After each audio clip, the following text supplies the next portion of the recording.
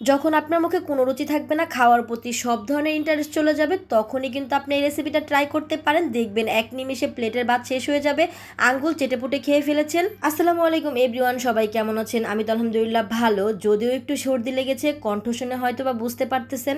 আজকে খুবই মজাদার, একটু ডিফারেন্ট ইউনিক স্টাইলে চিংড়ি নারকেল দিয়ে কচু রান্নার রেসিপি শেয়ার করব। কচুগুলোকে ভালো করে ধুয়ে সিদ্ধ বসিয়ে দিয়েছি লবণ দিয়ে। বাজার থেকে কিন্তু একদম তরতাজা চিংড়ি মাছ নিয়ে এসেছি, সাথে নিয়েছি নারকেলটাকে ভেঙে কুড়িয়ে নিব। কচুগুলোকে খুব ভালোভাবে সিদ্ধ করে নিতে হবে। আমরা কিন্তু কচুগুলোকে খুব ভালোভাবে সিদ্ধ করে 100% সিদ্ধ হয়ে যাওয়ার পর কচুগুলোকে নামিয়ে নিয়েছি। কচুগুলোর মধ্যে যে অবশিষ্ট পানি ছিল ওগুলা ঝরতে দিয়েছি। এরপরেই কিন্তু আসল কাজ করতে হবে, কচুগুলোকে ভালোভাবে শিলপাটার মাধ্যমে বেটে নিতে হবে। সব প্রসেসিং শেষ করে কচুগুলোকে ভালোভাবে বেটে নিয়ে আমরা কিন্তু চিংড়ি মাছ রেখে দিয়েছি, আর নারকেলগুলোকে তো কুড়িয়ে নিয়েছি, সাথে পেঁয়াজ কাঁচামরিচ কেটে নিয়েছি, অনেকগুলো রসুনও ছেঁচে নিয়েছি। এই রান্নাটায় কোনোভাবেই রসুন স্কিপ করা যাবে না। চুলায় একটা প্যান বসিয়ে নিয়েছি, প্যানটা গরম হয়ে যাওয়ার পর একটু বেশি পরিমাণে তেল দিয়ে দিয়েছি। দিয়ে দিলাম কয়েকটা তেজপাতা, কয়েকটা শুকনো মরিচ আর আস্ত জিরা। এগুলোকে খুব ভালোভাবে ভেজে নিব।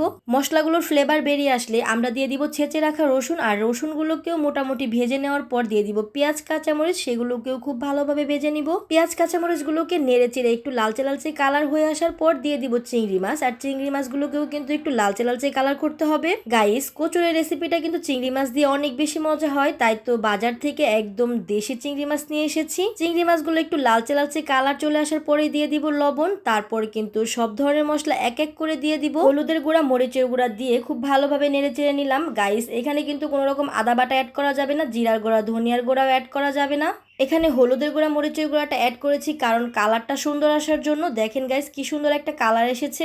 মশলাগুলো একটু নেড়ে চেড়ে ভেজে নেওয়ার পর দিয়ে দিব কুড়িয়ে রাখা নারকেল, আর নারকেলগুলোকেও একটু ভাজা ভাজা করে নিতে হবে। নারকেলগুলোকে খুব ভালোভাবে কষিয়ে নিব। বেটে রাখা কচুর মধ্যে থেকে যে পানি বের হয়েছিল সেই পানি দিয়ে খুব ভালোভাবে কষিয়ে নিব। আমরা কিন্তু এক্সট্রা কোনো পানি অ্যাড করিনি। মশলাটাকে খুব ভালোভাবে কষিয়ে একদম শুকনা শুকনা হয়ে আসলে আমরা দিয়ে দিব বেটে রাখা কচুগুলোকে নেড়ে চেড়ে মশলার সাথে মিশিয়ে নিতে হবে। গাইস, কোনো রকম পানি অ্যাড করা যাবে না, কারণ কচুগুলোকে আমরা একদম ভাজি ভাজি করে ফেলবো। মিডিয়াম আছে কচুগুলোকে খুব ভালোভাবে নেড়ে চেড়ে দিতে হবে, কিছুক্ষণ পর পর নেড়ে দিতে হবে যাতে কড়াইয়ের নিচে লেগে না যায়। এইভাবে কচুগুলো মোটামুটি 50% হয়ে আসলেই কিন্তু এখন মেন উপকরণ দিয়ে কচুগুলোকে বাগার দিতে হবে। কড়ার মধ্যে অল্প পরিমাণ তেল দিয়ে দিব পেঁয়াজ কুচি, রসুন কুচি, তারপর দিয়ে দিব কালো জিরা। এগুলোকে খুব ভালোভাবে নেড়ে একটু লালচে কালার হয়ে আসলে দিয়ে দিব 50% হয়ে আসা কচুগুলো।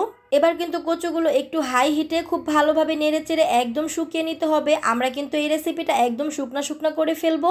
দেখুন গাইস, কচুগুলো যেহেতু হয়ে আসতেছে এজন্য কিন্তু কচুগুলোর গায়ে থেকে কি সুন্দর তেল ছেড়ে দিয়েছে। নাড়াচাড়া করতে করতে কচুগুলো যখন এমন একটা টেক্সচারে চলে আসবে তখন বুঝতে হবে আপনার রেসিপিটা হয়ে গিয়েছে। দেখুন কতটা লোভনীয় লাগতেছে, এত বেশি মজা এই রেসিপিটা। আপনারা কিন্তু অবশ্যই আমার রেসিপি দেখে ট্রাই করবেন। আমার রান্না করা এই রেসিপিটা কেমন লেগেছে অবশ্যই জানিয়ে যাবেন। সবাই ভালো থাকবেন, দেখা হয়ে যাবে নতুন কোনো ভিডিওতে। Thanks for watching my video.